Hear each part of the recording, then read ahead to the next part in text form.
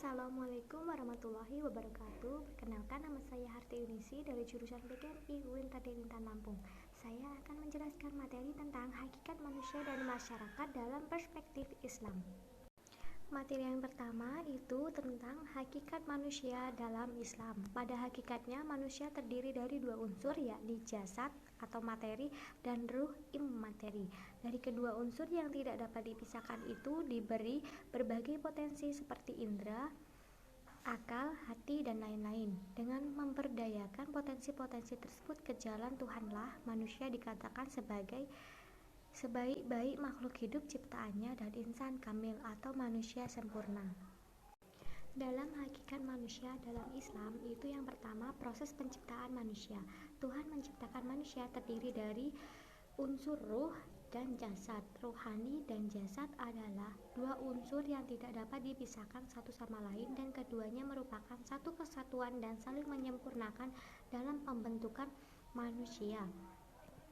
Dalam membahas hakikat manusia, para ahli banyak mengutip ayat yang menjelaskan proses penciptaan manusia, di antaranya yang artinya, dan sesungguhnya kami telah menciptakan manusia dari suatu saripati atau berasal dari tanah, kemudian kami jadikan saripati itu air mani yang disimpan dalam tempat yang kokoh, rahim. Kemudian air mani itu kami jadikan segumpal darah, lalu segumpal darah itu kami jadikan segumpal daging, dan segumpal daging itu kami jadikan tulang belulang, lalu tulang belulang itu kami bungkus dengan daging, kemudian kami jadikan dia makhluk yang berbentuk lain.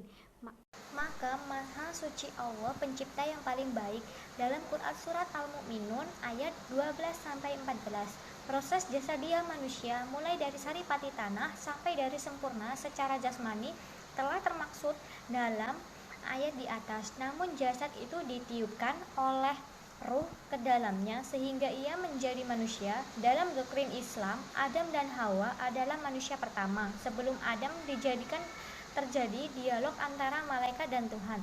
Ketika Tuhan berfirman kepada malaikat, "Aku akan menjadikan di atas bumi ini khalifah." Lantas malaikat menjawab, "Apakah kamu akan menjadikan di atas bumi ini orang yang hanya akan menumpahkan darah serta merusaknya?" Allah menjawab, "Aku lebih tahu dari apa yang kau tidak ketahui." Setelah Adam dijadikan sebagai manusia, Allah mengajarkan semua nama-nama barang dan ayat-ayat tersebut di atas, maka dapat diambil deskripsi bahwa Adam adalah manusia pertama, dan dari sejak Adamlah terdapat simbol-simbol barang atau nama-nama yang menunjukkan terbentuknya suatu unsur kebudayaan. Penciptaan Adam beragam dalam Al-Quran. Al-Quran memakai istilah tin, turab, salsal seperti fakhar, dan salsal yang berasal dari hamam masnun. Berikut uraian satu persatunya, yakni bahasa dan ilmu pengetahuan. Asal-usul manusia terbagi kepada dua, yakni yang pertama Adam sebagai nenek moyang manusia, dan yang kedua manusia pada umumnya sebagai keturunan Adam.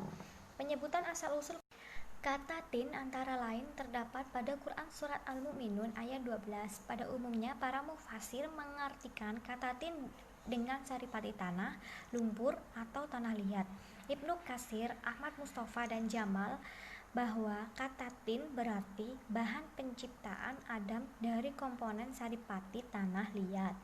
Kata turab menurut Najwar Syamsu bahwa semua ayat yang mengandung kata turab berarti saripati tanah. Muhammad Jawad membagi asal-usul penciptaan manusia menjadi dua, yakni langsung dari saripati tanah tanpa perantara yakni Adam, dan yang kedua tidak langsung dari saripati tanah seperti menciptakan Bani Adam berasal dari nutfah, mani, dan darah. Yang keduanya berasal dari berbagai macam makanan. Salsal seperti fakhar berasal dari hamam masnun. Menurut Fakhrur Razi, dimaksud dengan salsal ialah tanah kering yang bersuara dan belum dimasak. Salsal sudah dimasak, jadilah dia fakhar sebagai komponen penciptaan Adam.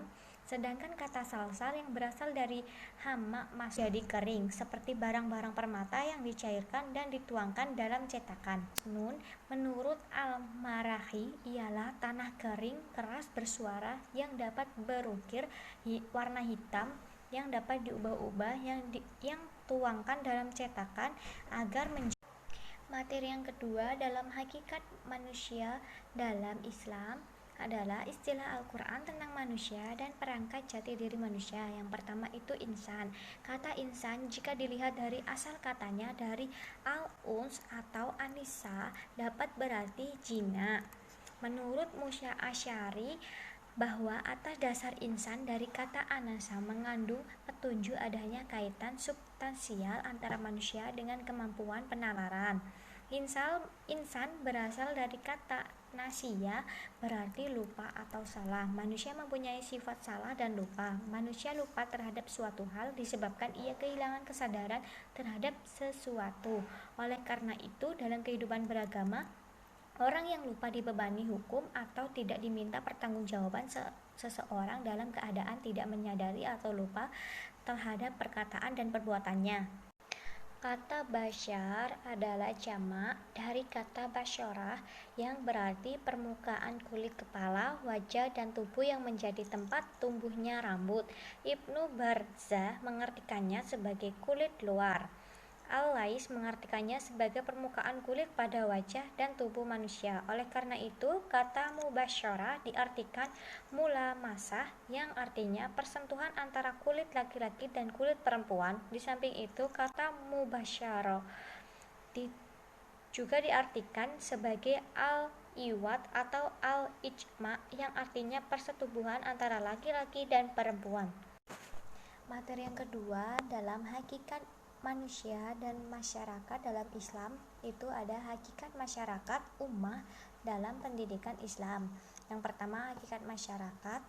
Bermasyarakat yang dimaksud abdullah, mereka mempunyai organisasi yang luar biasa, berakal dan dengan akalnya ia berkreasi secara dinamis. Kalau dilihat dari cara hidup lebah, maka hidup tidak egois, tetapi mereka hidup bermasyarakat dan kata haru ya. Menurut Plato, tidak membedakan antara pengertian negara dan masyarakat. Negara adalah kumpulan dari unit-unit kemasyarakatan. Masyarakat terdiri dari keluarga, sedangkan menurut Comte memperanalisis masyarakat dengan menganut suatu pandangan tentang masyarakat sebagai lebih dari suatu individu. Setelah membandingkan dengan istilah kaum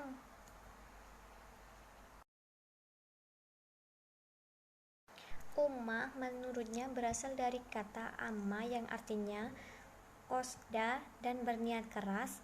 Azama, pengertian ini memuat tiga makna: gerakan, tujuan, ketetapan hati yang besar. Menurut ummah atau masyarakat adalah kumpulan manusia yang saling berinteraksi bersama yang diikat oleh sesuatu, warisan budaya, lingkungan sosial, keluarga, politik, tanah air. John Perrins bahwa kata umata berarti penduduk, bangsa, ras, kelompok, ketentuan, istilah tertentu, waktu, dan agama tertentu. Dari berbagai pengertian tersebut dapat dijelaskan bahwa perasaan, cita-cita, dan lain-lain dalam rangka mencapai tujuan hidup. Yang kedua itu ada ciri-ciri masyarakat ideal dalam Al-Quran. Yang pertama adanya ide kesatuan dalam terma ummah. Yang kedua, dalam bermasyarakat membutuhkan pemimpin atau uswatun hasanah atau pedoman dan petunjuk. Yang ketiga, ummah dengan bentuk kata umam pengertiannya tidak terbatas pada komunitas atau kelompok atau suku-suku manusia dan jin, tetapi juga termasuk komunitas makhluk A. Terintegrasinya individu-individu atau kelompok eksklusif ke dalam masyarakat melalui kontrak sosial dan aliansi sosial lain seperti binatang dan burung. Materi yang ketiga, masyarakat madani perspektif Islam. Karakteristik masyarakat madani, ada beberapa karakteristik masyarakat adalah diantaranya yang karakteristik yang kedua, menyebarnya kekuasaan sehingga kepentingan-kepentingan yang mendominasi dalam masyarakat dapat dikurangi oleh ketentuan kekuatan-kekuatan alternatif. Yang ketiga, dilengkapinya program-program pembangunan yang didominasi oleh negara dengan program-program pembangunan yang berbasis masyarakat. Terjembataninya kepentingan-kepentingan individu dan negara karena keanggotaan organisasi-organisasi volunteer mampu memberikan masukan-masukan terhadap keputusan pemerintah. Materi yang keempat itu ada hakikat alam dan dalam Islam.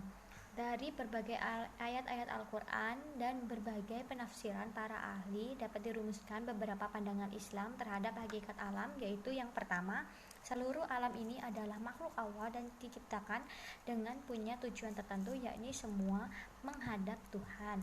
Yang kedua, itu alam ini diciptakan dengan penuh keteraturan dan alam tunduk kepada sunatullah atau hukum keteraturan tersebut sesuai ukuran yang telah ditentukannya. Yang ketiga, kehidupan manusia tunduk kepada sunnah kemasyarakatan.